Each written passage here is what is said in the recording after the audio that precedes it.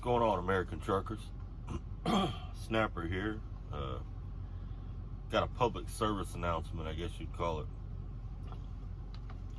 I've been doing this for years, and it's always been this way, so I guess I don't really expect it to change, but I figured I'd do a video anyway. If it reaches just one person and a light bulb turns on in their head, it might save their life.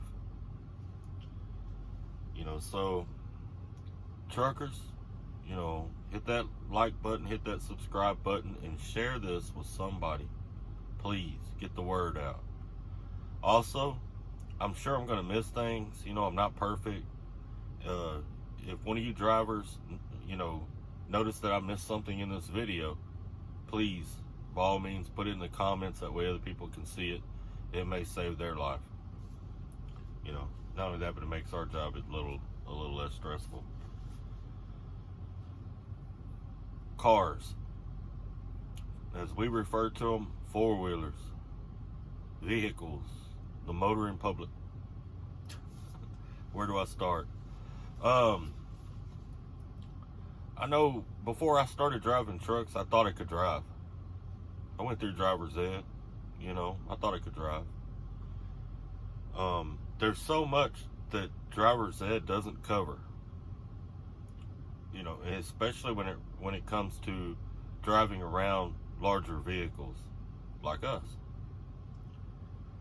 So I figured I'd do this video as a public service announcement. Maybe it will reach some people, and maybe to help somebody. We all got family that drives cars. Our kids are driving cars. Grandkids driving cars. So it's important. More people die in automobile accidents than anything else in America combined. Automobiles kill a lot of people. But anyway, let's jump right into this. On-ramps. Okay? On-ramps. They are designed, well, in most places, sometimes they're short, but you're supposed to get up to highway speed, and you should be looking ahead. If you're in a car, or a truck too, we do the same thing. You're looking ahead for where we're going to fit into traffic, and we try to get our speed to that point to fit into traffic. Don't lollygag down the on-ramp playing on your phone, playing games, talking to Susie Q. Pay attention. Because here's where it's really important. The highway, they have the right of way. If you can't fit in, you either hit on the shoulder or you come to a stop. Because the interstate, highway, they have the right of way. You're coming on an on-ramp, you do not have the right of way. They don't have to move for you. They don't have to speed up for you. They don't have to slow down for you.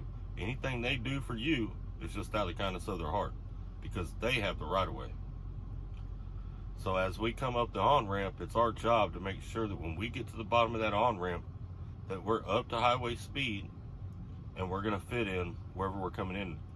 We're not going to run into the side of a truck. If I'm coming down the highway, you come up the on-ramp not paying attention, and you run into the side of my truck, it's your fault, not mine. You weren't paying attention, and I had the right of way. Here's the other thing. Let's say you are coming down the on-ramp and you're not paying attention, or your judgment is off, whatever the case may be, and you end up right beside a truck, a big truck, an 18-wheeler. Step on the gas. You can pick up speed a whole lot faster than we can. I can floor it. I can floor the gas pedal, and you're not going to notice the difference. Same thing with slowing down. I can tap the brakes, and you're not going to notice the difference. I can't tell you how many times a day a car's coming down the on-ramp, they weren't paying attention, they're even with my cab, and I'll let off the gas and tap the brake a little bit, thinking maybe they'll step on their gas and get in front of me. No. 9 times out of 10, they're going to hit their brakes. Slow down with me. When they do that, I get frustrated. I turn my cruise back on, and I say the hell with them. They're running inside of me. They're running inside of me. They'll figure it out one way or another. There's an old saying in life, stupid people don't live long. So, don't do that. Please don't do that. You can pick up speed a lot faster than we can. You can slow down a lot faster than we can. There's no reason why you can't come in around us, either in front or behind us. No big deal. Here's the other thing. Riding right beside or right behind an 18-wheeler. Not a smart move at all. You ever seen a blowout on an 18-wheeler? You ever seen when a tire blows out?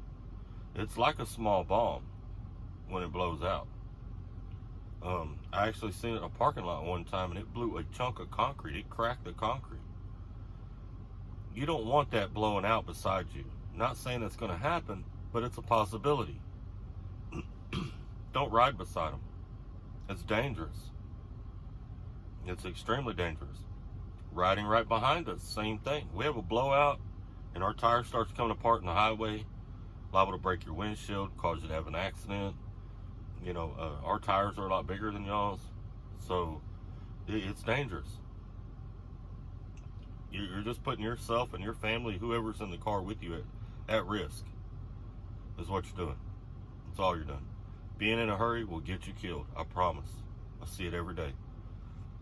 I can't tell you how many accidents I've passed where I have seen people laid in the median with white sheets covering them up. It really bothers me when I see kids, and I can tell they're kids because they're little, like 2 foot long, white sheets covered up. People, this is serious. You will die in a car if you do not pay attention. You know, it's not something to be taken lightly. It's dangerous. Here's the other thing. This is my final point, my last point. When I'm going down the road, I'll create distance between me and the truck or vehicle in front of me. I have that distance for a reason. If that vehicle has an emergency, something happens in front of them, there's a car wreck in front of them, a bear jumps out in the highway in front of them, whatever the case may be, and he slams on his brakes, I have enough time to stop so that I do not hit him. That is the purpose of that space between the front of my truck and the back of that vehicle in front of me. When I'm going down the road and you swing over in my space, guess what you just did? You put yourself into what I call the kill zone. Because now you're in that space I need to stop. Let's say you come up beside me and you decide you're going to get in front of me and you swing over and you get right there. He has an emergency, he slams on his brakes. I slam on mine. You're going to hit your brakes.